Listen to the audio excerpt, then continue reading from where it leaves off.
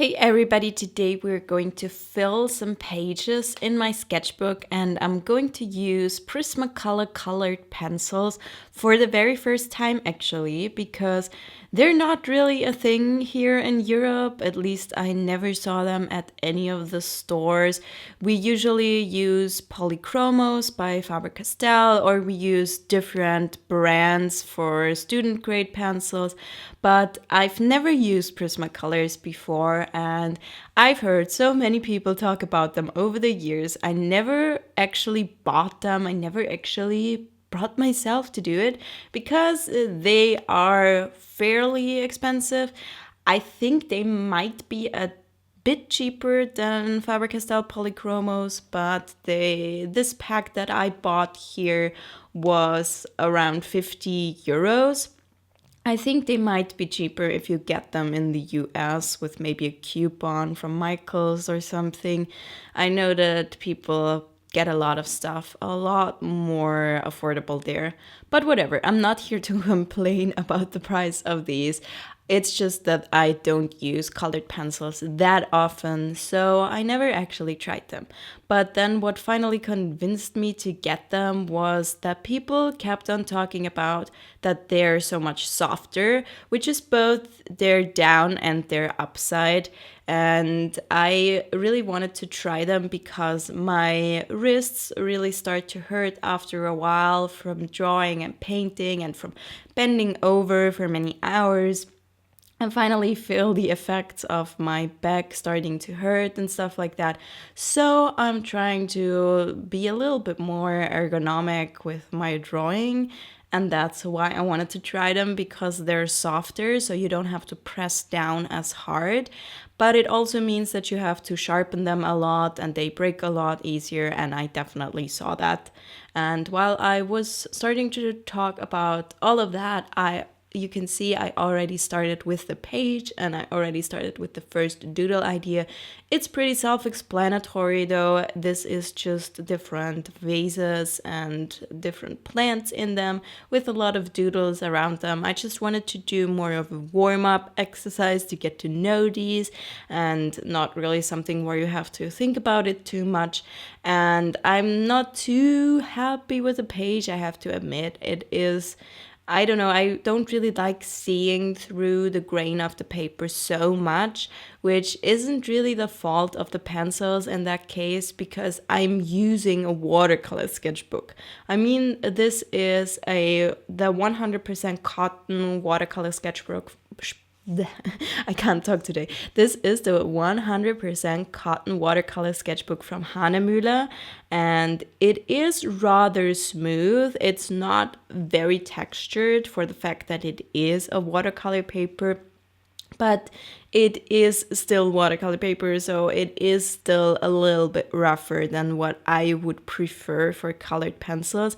But quite honestly, I don't have any other sketchbooks right now that I'm working on. I'm just working on watercolor sketchbooks, and from the ones that I do have right now, this one is the smoothest, or one of the smoothest, so I just picked that one and decided to just draw in it and try to accept the fact that you can see through the whites of the paper. I know that's part of the charm of colored pencils, but I don't know, I like it when you can see it through a little bit, but not as much.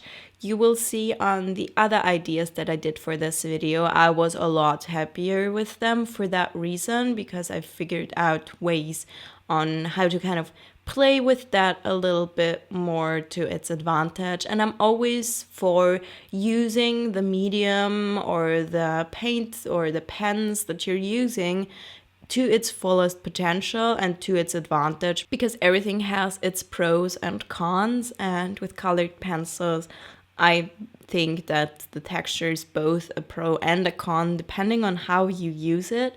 And yeah, but this was just, like I said, more of a warm-up one with a lot of colors, a lot of doodles. I decided to really go all in with the background and just create different shapes there.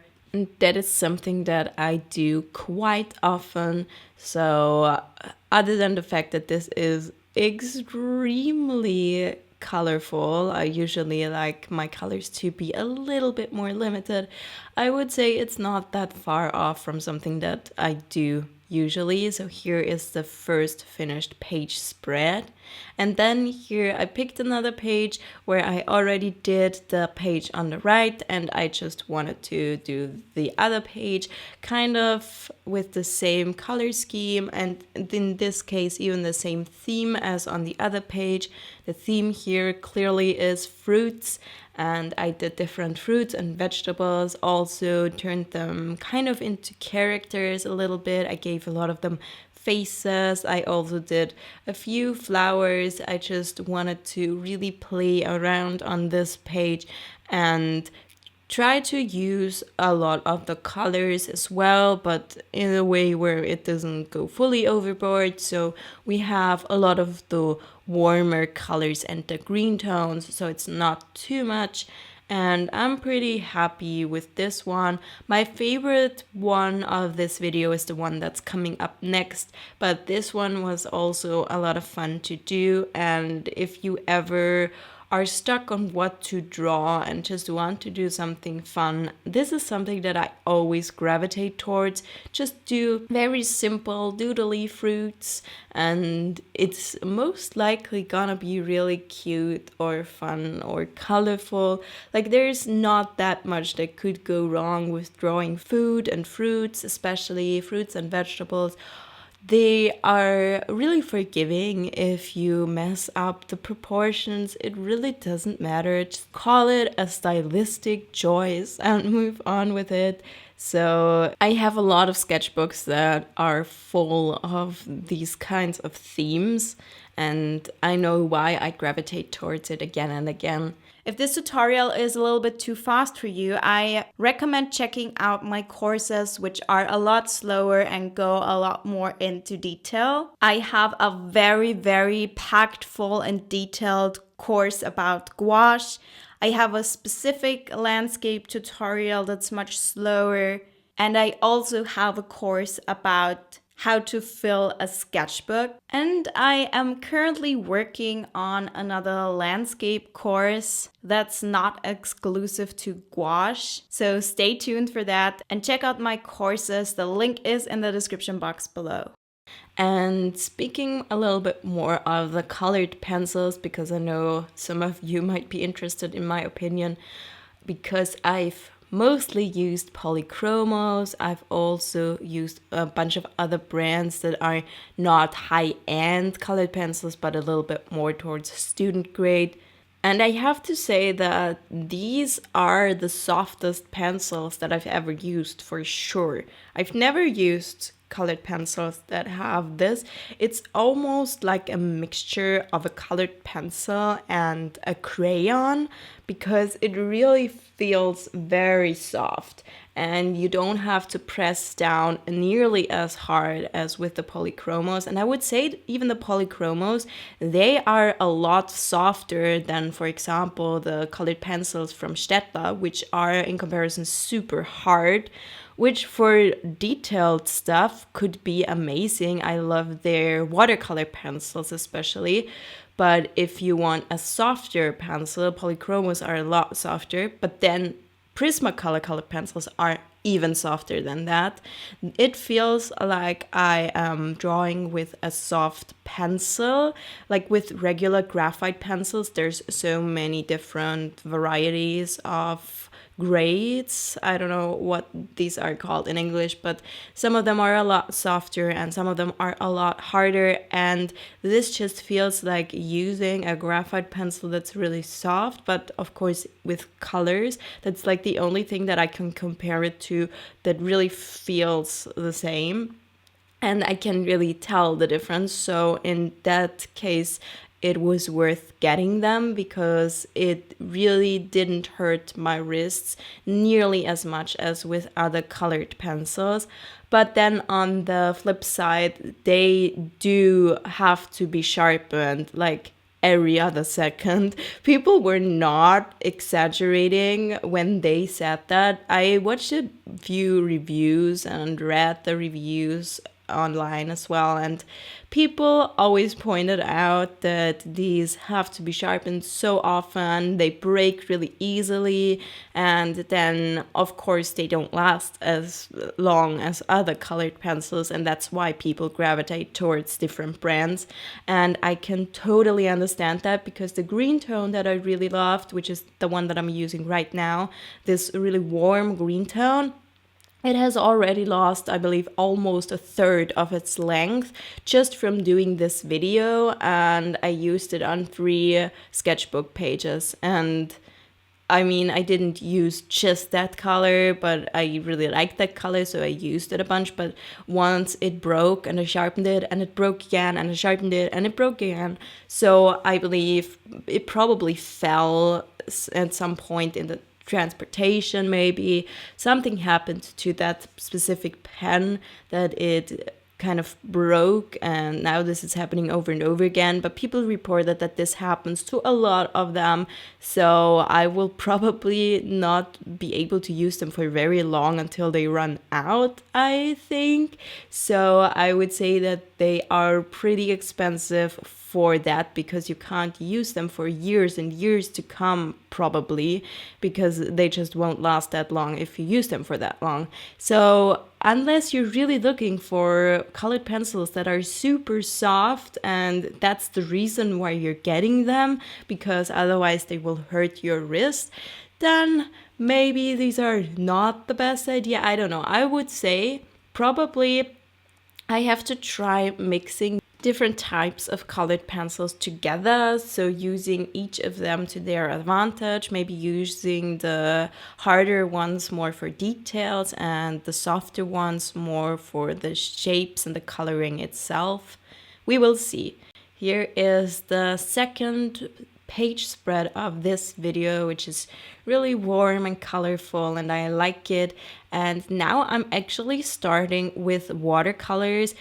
But don't worry, I have this huge custom palette with a lot of colors in there, but you don't need nearly as many colors for this. I used maybe 3 for this. So you can see I'm using a turquoise tone, and I'm putting it on very lightly. So this is the first layer, and I also used a sap green tone, which is my favorite watercolor color.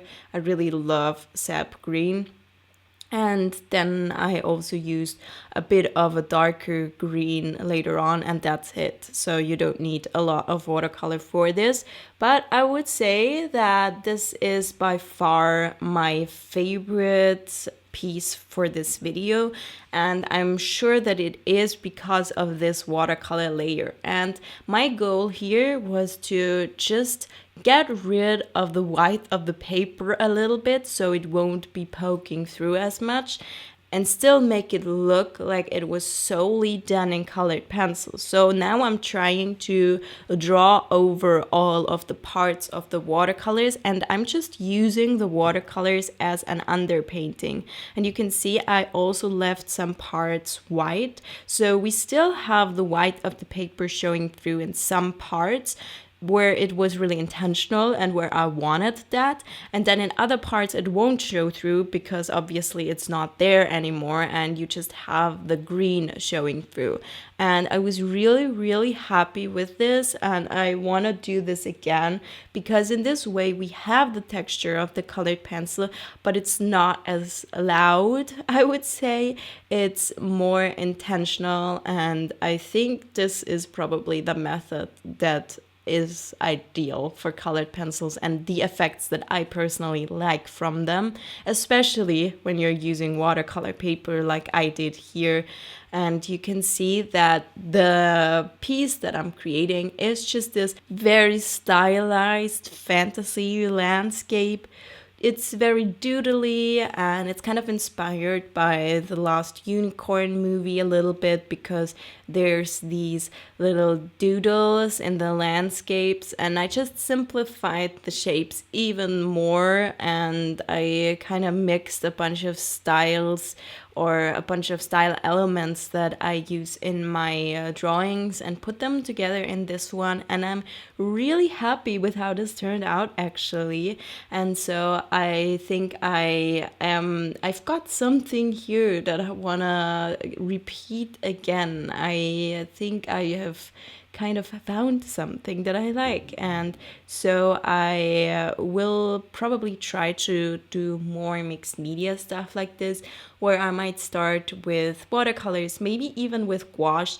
I found that a lot of people say that they like to use colored pencils with gouache, but personally I've never really been very successful with that, because I find that the colored pencils just scratch off the gouache when it is a little bit thicker, and when it is not so thick, then the colored pencils won't really stick to the gouache. So it's really hard actually to draw on it.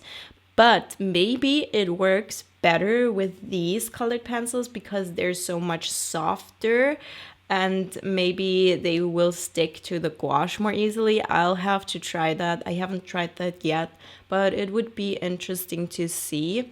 So you might see me use these more, you might see me use different other types of colored pencils, and maybe I'll just try to do a little bit more mixed media, because honestly I really enjoyed this, and every time I mix media I'm so happy. But it isn't really that good usually for the algorithm. YouTube really wants me to just use one type of supply in my video, because whenever I mix different ones, the videos just don't perform that well. So maybe I can find ways where I can do this and the videos still perform well, because honestly it's getting a little bit tiring always having to think about the performance of a video. But whenever I don't, it will flop. It will definitely flop. It's very rare that I do something where I think it's not gonna perform well and then it surprises me. It actually does. That usually doesn't happen anymore. After 5.5 years, I can kind of tell which videos will do well and which won't. Sometimes I'm surprised, but honestly, yeah. So I'm always trying to find that balance, because obviously this is my business, so I can't have too many things flop in a row. It really hurts my business. But then I also want to do stuff that is fun for me.